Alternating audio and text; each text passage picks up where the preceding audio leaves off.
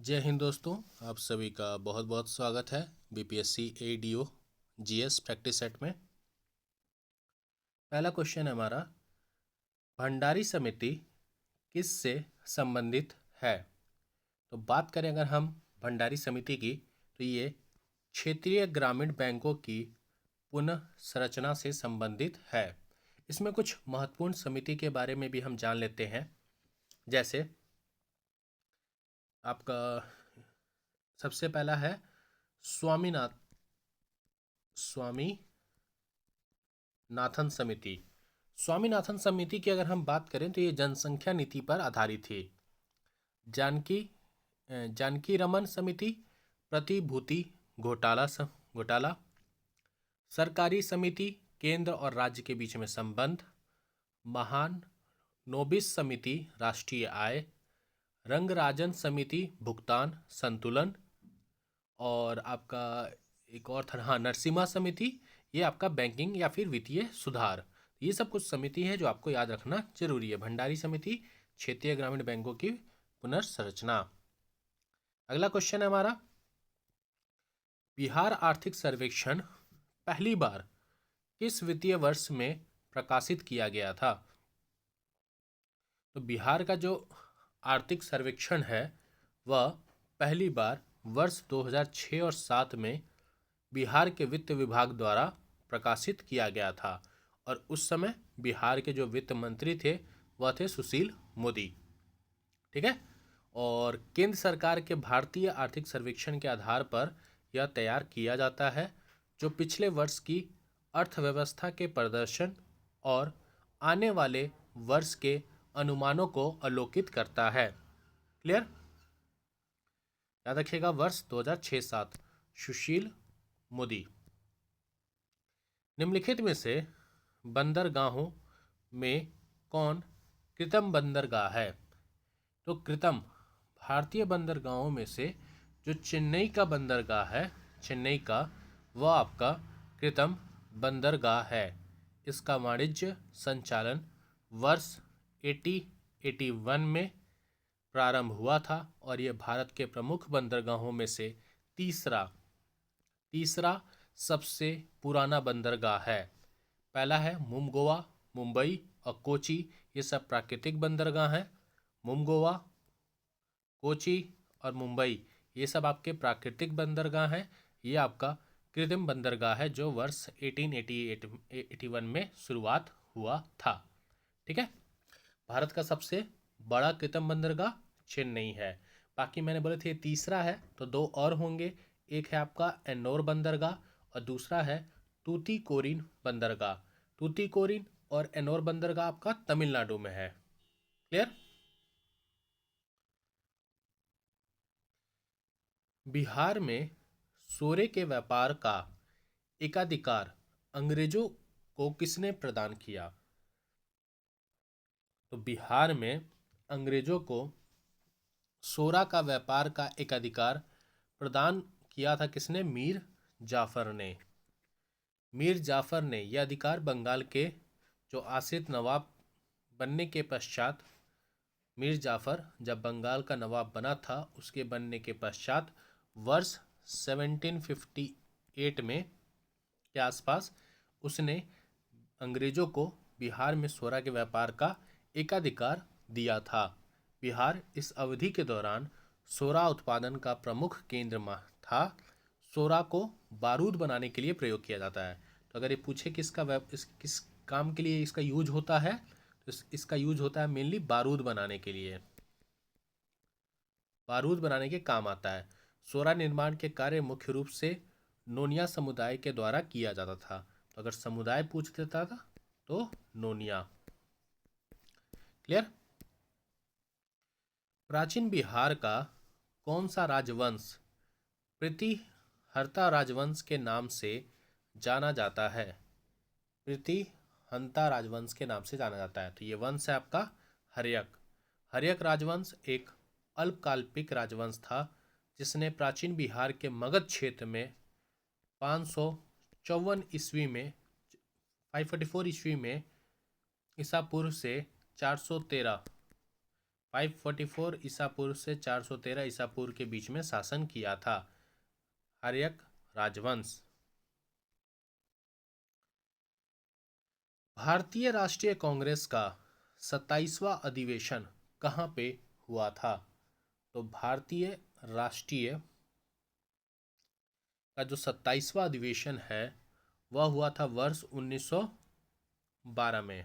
वर्ष 1912 में 27वां अधिवेशन हुआ था और ये हुआ था कहाँ पे? बांकीपुर पटना में।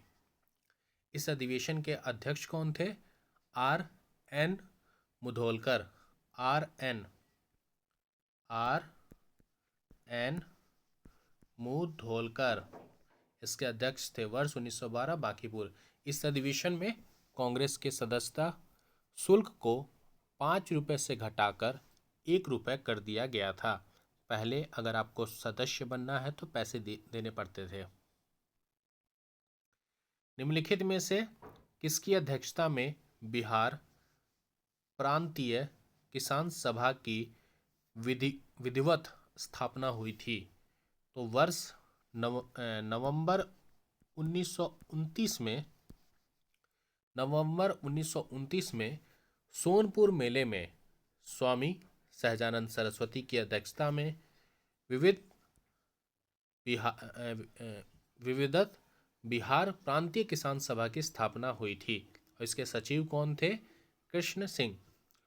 सॉरी। तो अध्यक्ष कौन थे?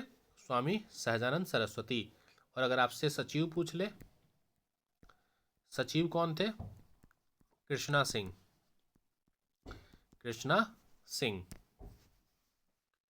अगला क्वेश्चन है हमारा,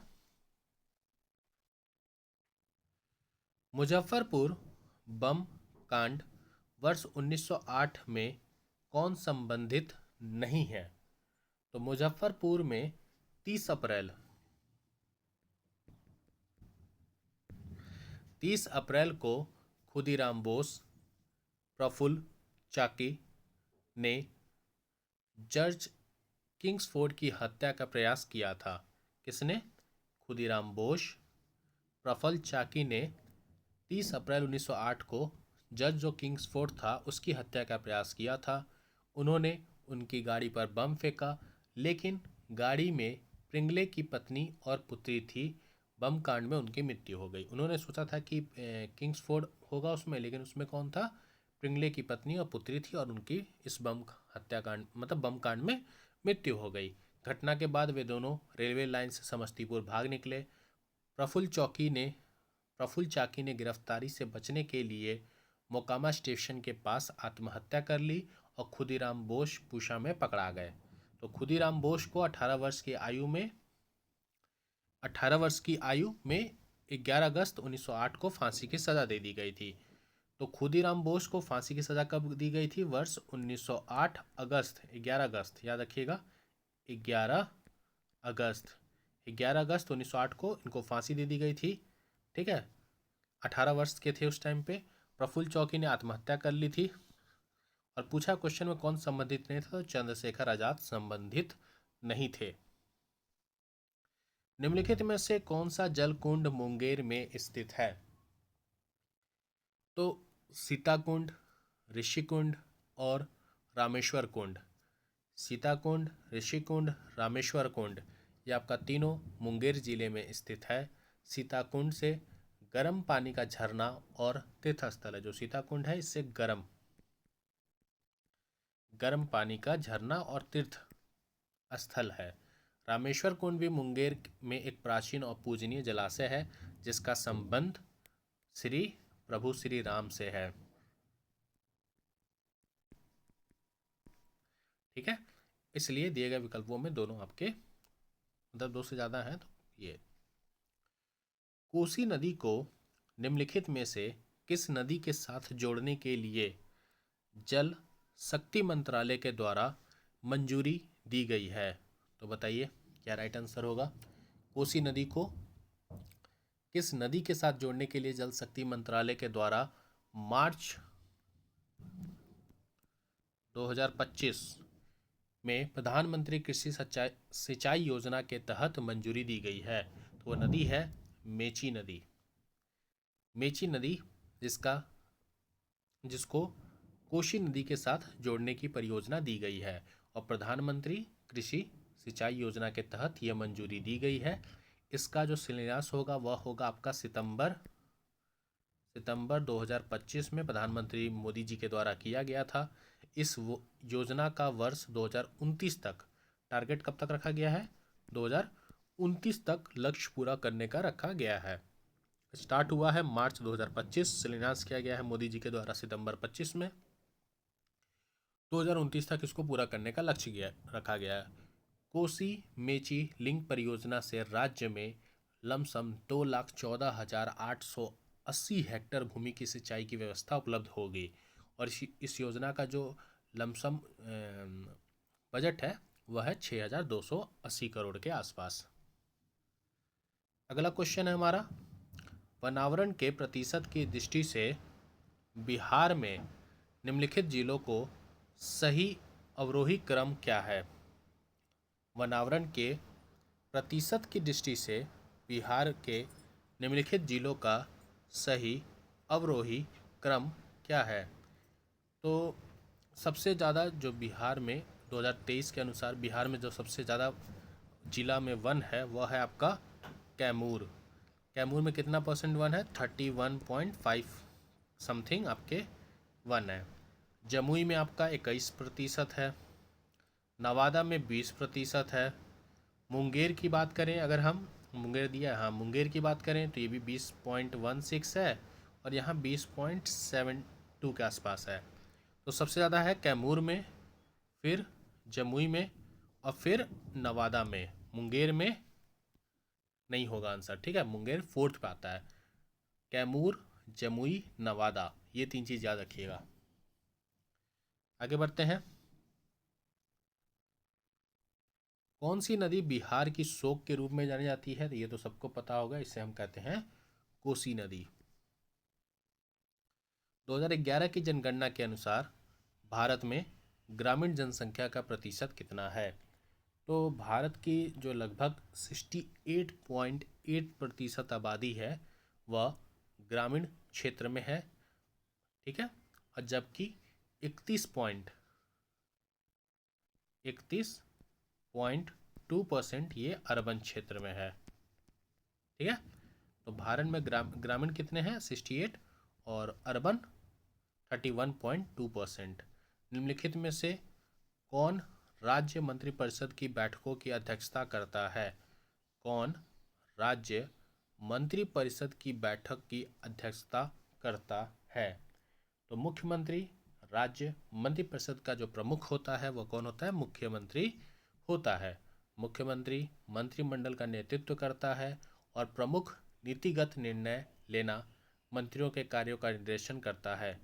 राज्यपाल राज्य का संवैधानिक प्रमुख है। राज्यपाल जो है ये संवैधानिक प्रमुख होता है, लेकिन मंत्रिपरिषद की बैठक की अध्यक्षता ये नहीं करता है। और मुख्य सचिव की बात करें तो मुख्य सचिव एक वरिष्ठ नौकरशाह होता है, लेकिन उसकी भी एक भूमिका नहीं होती इन सब चीज़ों में, एक नौकरशाह है। बिहार में कितने राज्यपाल आगे चलकर राष्ट्रपति बने हैं। अच्छा, बिहार से, तो बिहार से 2 राज्यपाल आगे चलकर राष्ट्रपति बने हैं। एक है आपके डॉक्टर जाकिर हुसैन, ये कौन से थे, डॉक्टर जाकिर, ये फोर्थ नंबर के राष्ट्रपति थे। और एक आपके रामनाथ गोविंद, ये आपके 36, ठीक है। तो डॉक्टर जाकिर हुसैन 4th और रामनाथ कोविंद 36, ये बिहार के ऐसे 2 राज्यपाल हैं जो आगे चल के भारत के राष्ट्रपति बने हैं। 8 जनवरी 2025 को आरिफ मोहम्मद खान ने बिहार के कौन से क्रम के राज्यपाल के रूप में शपथ ली। तो 8 जनवरी 2025 को आरिफ मोहम्मद खान ने बिहार के कौन से क्रम का, तो 42, वैसे अभी 43वें राज्यपाल बन गए हैं, राज्यपाल अभी चेंज हुए हैं, तो इस चीज़ का ध्यान रखिएगा। आरिफ मोहम्मद खान 2 जनवरी 2025 को बिहार के 42वें राज्यपाल के रूप में शपथ ग्रहण किया है उन्होंने, ठीक है। तो ये चीज़ आपको याद रखना है। लेकिन बिहार का अभी अगर कोई पूछ दे कि अभी बिहार का राज्यपाल कौन है, तो ये चीज़ याद रखिएगा, बिहार के राज्यपाल चेंज हुए हैं, आरिफ मोहम्मद खान नहीं है बिहार के राज्यपाल। अभी कोई लेफ्टिनेंट कर्नल है, क्या तो नाम था, सैयद सैयद अटा, हाँ सैयद अटा हस हसनीना हसनीना कुछ नाम है इनका, ठीक है, एक बार चेक कर लीजिएगा। सैयद अटा, लेफ्टिनेंट कर्नल सैयद अटा हसनीना, ये रिटायर्ड है और ये 43rd है। 43rd, तो ये याद करके जाइएगा। 43rd कौन है? सैयद अटा हसनीना, ठीक है। 42nd कौन थे? आरिफ मोहम्मद खान। आगे बढ़ते हैं। जनवरी 2025 में भारतीय सेना ने निम्नलिखित में से किस स्थान पर अपनी सेना को जानो मेला का आयोजन किया था? तो अपनी सेना को जानो, नो योर आर्मी का आयोजन किया गया था कहाँ पे? हैदराबाद में। आगे बढ़ते हैं। केंद्र सरकार ने जीडीपी गणना के लिए किस वित्त वर्ष को नया आधार वर्ष के रूप में संशोधित करने का निर्णय लिया है? तो केंद्र सरकार ने सांख्यिकी और कार्यक्रम जो कार्यवाही मंत्रालय है, एमओएसपीआई, इन्होंने जीडीपी गणना के लिए जो वर्तमान वर्ष था 2011-12, उसको बदलकर अब वर्ष 2022-23 कर दिया गया है। आधार वर्ष का बदलाव भारतीय अर्थव्यवस्था में आए संरचनात्मक परिवर्तन, नए उद्योग और वस्तुओं तथा सेवाओं के उपभोग के एक नए पैटर्न को दर्शाने के लिए किया गया है। वर्ष 2022-23। अगला क्वेश्चन है हमारा, वित्तीय वर्ष 2025-26 के बजट में बिहार सरकार ने किन नई नीतियों को ऐलान किया है? तो बिहार सरकार ने बहुत सारी नई नीतियों का ऐलान किया है, जैसे बिहार प्लास्टिक विनिर्माण प्रोत्साहन नीति, बिहार खाद्य परिष्करण नीति, बिहार औद्योगिक निवेश प्रोत्साहन नीति, बिहार बायोफ्यूल्स उत्पादन प्रोत्साहन नीति, ठीक है। इन नीतियों का उद्देश्य निवेशकों को आकर्षित करना, उनको सब्सिडी प्रोवाइड करना, स्टेट जीएसटी प्रतिपूर्ति और कम टोकन मूल्य पर भूमि आवंटन करके देश के जो विनिर्माण और नवीकरण ऊर्जा है उसके क्षेत्र में बढ़ावा तेजी लाना है। केंद्रीय बजट 2025-26 में रक्षा क्षेत्र में कितनी राशि का आवंटित किया गया था? तो केंद्रीय बजट 2025-26 में रक्षा मंत्रालय, मिनिस्ट्री ऑफ डिफेंस, एमओडी के लिए 6.8 लाख करोड़ का आवंटन किया गया था, जो पिछले साल के मुकाबले कम से कम 9.5% इंक्रीज है, ज़्यादा है। यह सशस्त्र बलों के आधुनिकीकरण, उनके आत्मनिर्भर भारत पर जोर के लिए दर्शाता है। बाकी इस पूंजीगत परिव्यय के लिए 1.8 लाख करोड़ और पूंजीगत परिव्यय के लिए और रक्षा R&D रिसर्च एंड डेवलपमेंट के लिए 26,816 करोड़ को शामिल किया गया है। हाल ही में किस राज्य में भारत का पहला बीज जीन बैंक स्थापित किया गया है? तो भारत का पहला जो बीज जीन बैंक है वह बिहार के भागलपुर स्थित बिहार एग्रीकल्चर यूनिवर्सिटी, कहाँ पे? Bhagalpur, Bihar agriculture university BAU Sabour में स्थापित किया गया है। यह जीन बैंक की स्थापना का मुख्य उद्देश्य कृषि जैव विविधता का संरक्षण करना, जिसमें स्थानीय और पुरानी किस्मों के बीजों को सुरक्षित रखा जाता है। इसमें वर्तमान में 1500 से ज़्यादा बीजों के नमूने रखे गए हैं, जिसका लक्ष्य है 10,000 से अधिक बीजों को लगभग 28 वर्ष तक। लक्ष्य क्या है? 10,000 से ज़्यादा बीजों को 28 वर्ष तक, 28 ईयर तक सुरक्षित रखना। हाल ही में चर्चा में रहा ब्लेजिस मैट्रिवली किस देश की खुफिया एजेंसी M116 के इतिहास की पहली महिला प्रमुख के रूप में चुनी गई हैं? तो बेलिस मैट्रिवली किस देश की खुफिया एजेंसी M16 के इतिहास में पहली महिला प्रमुख के रूप में चुनी गई हैं। तो बताइए इसका राइट आंसर क्या होगा? तो इसका राइट आंसर हो जाएगा आपका इंग्लैंड। ठीक है। ब्रिटेन की जो खुफिया एजेंसी है उसका नाम है M116। इसके 116 साल, मतलब जब से बना है 116 साल के करियर इतिहास में पहली बार बैलेज मेट्रोली की प्रमुख नियुक्ति की गई है और वह रिचर्ड मूर का स्थान लेंगी। एजेंसी की 18वीं प्रमुख ये बनेंगी। बाकी अगर हम बात करें भारत में जो खुफिया एजेंसी है उसका नाम क्या है? Raw, IB, NIA। अमेरिका की खुफिया एजेंसी का नाम है CIA और NSA। इजराइल का याद रखिएगा, लड़ाई में चल रहा है तो मोसाद। ठीक है। रूस का बताइए, रूस का क्या है? FSB और SVR, ये दो हैं रूस के। ठीक है। USA का तो मैंने आपको बता दिया, CIA और NSA है। पाकिस्तान का ISI। यूनाइटेड किंगडम का M16, M15, नाम याद रखिएगा। रूस का मैंने बता दिया। चीन का, हाँ चीन का भी याद रख सकते हैं, MSS, ये चीन का है। ठीक है। बाकी आप दूसरे देशों का भी रख सकते हैं। हाल ही में किस देश ने कृत्रिम बुद्धिमत्ता, मनोरंजन आयोजना और पर्यटन के विशेषों को आकर्षित करने के लिए नई नौ सॉरी 4 नई वीजा श्रेणी शुरू की है? किस देश ने कृत्रिम बुद्धिमत्ता, मनोरंजन आयोजना और पर्यटन के विशेषों को आकर्षित करने के लिए 4 नई वीजा श्रेणी शुरू की है? तो ये किसने किया है? UAE ने, संयुक्त अरब अमीरात ने। ठीक है। इसने कृत्रिम बुद्धिमत्ता, विशेषों, मनोरंजन पेशेवर, इवेंट में भाग लेने वाले और क्रूज जहाज पर्यटकों को आकर्षित करने के लिए 4 नई विजिट मतलब आप विजिट कीजिए आपको तुरंत वीजा मिल जाएगा श्रेणी का किया है। ठीक है। अक्टूबर 2025 में आरबीआई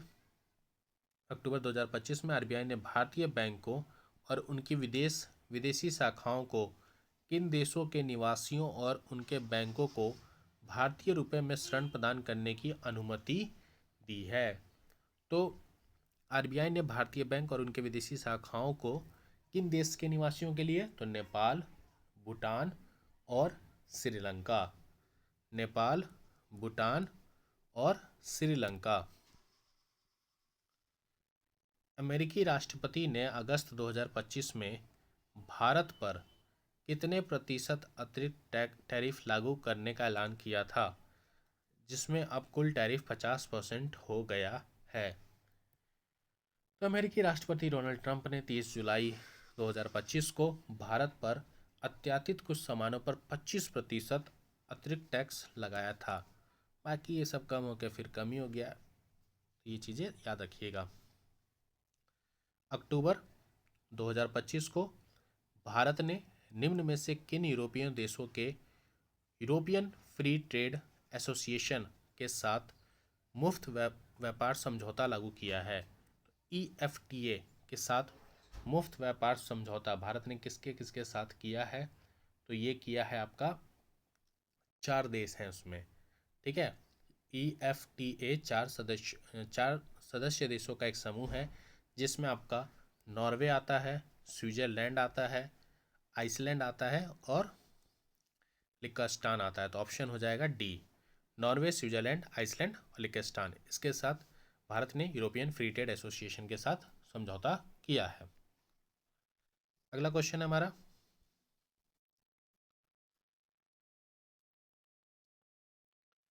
जनजातीय केंद्रित जीनोम अनुक्रमण सीक्वेंसिंग परियोजना शुरू करने वाला देश का पहला राज्य कौन सा है? तो देश का पहला राज्य है गुजरात। भारत में जनजातीय समुदायों पर केंद्रित जीनोम अनुक्रमण परियोजना शुरू करने वाला पहला राज्य है गुजरात।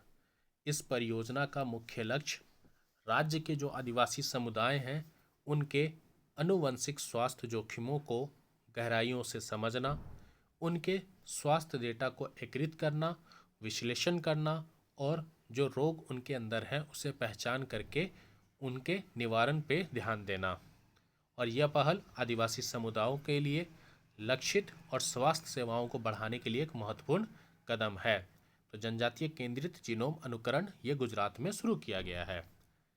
तंबाकू, वेपिंग तथा ई सिगरेट प्रोडक्ट पर पीढ़ीगत प्रतिबंध लगाने वाला दुनिया का पहला देश कौन सा बना है?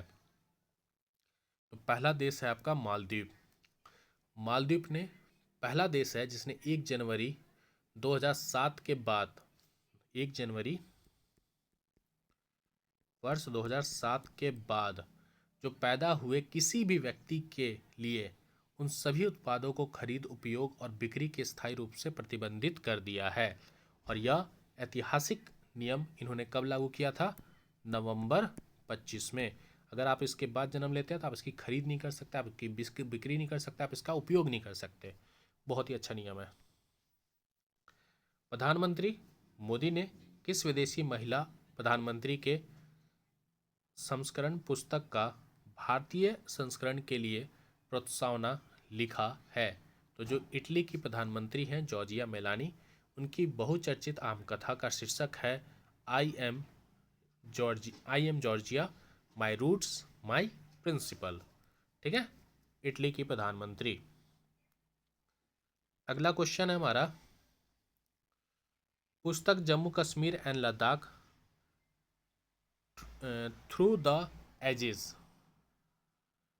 को निम्नलिखित में से किसने लॉन्च किया है? पुस्तक है आपकी एक Jammu Kashmir and Ladakh through the ages. इसमें इस पुस्तक को किसने लॉन्च किया? तो इस पुस्तक को लॉन्च किया है आपका अमित शाह ने।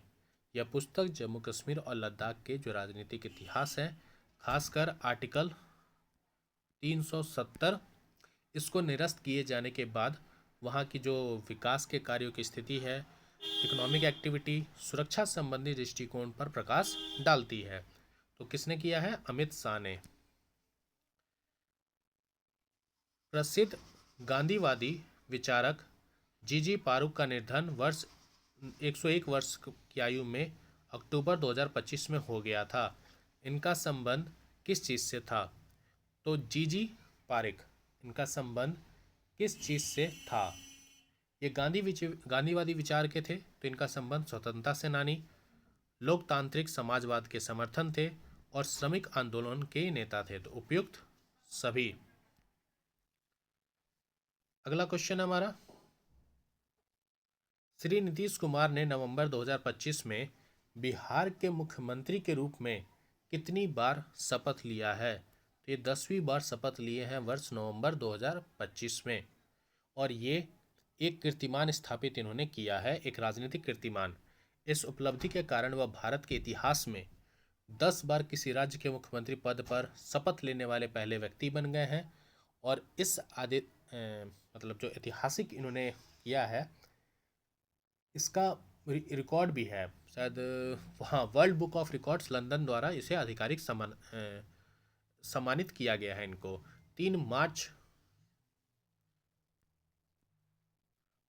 मार्च वर्ष 2000 को नीतीश कुमार ने पहली बार बिहार के मुख्यमंत्री के तौर पर शपथ ली थी और वो अब तक 19 साल से ज़्यादा समय तक बिहार के मुख्यमंत्री पद पर जिम्मा संभाल रहे हैं। और अभी 10 तारीख तक मुझे लगता है वो आपका बिहार के मुख्यमंत्री पद से क्या कर देंगे? इस्तीफा दे देंगे। साहित्य के क्षेत्र में वर्ष 2025 को नोबेल पुरस्कार निम्नलिखित में से किसको प्रदान हुआ था? तो साहित्य के क्षेत्र में हंगरी की प्रसिद्ध लेखक हैं लाजलो, ये प्रोनाउंसिएशन देख लीजिएगा। इनको इनकी दूरदर्शी, सर्वनकारी और दार्शनिक कृतियों के लिए साहित्य का नोबेल पुरस्कार मिला है। क्लियर?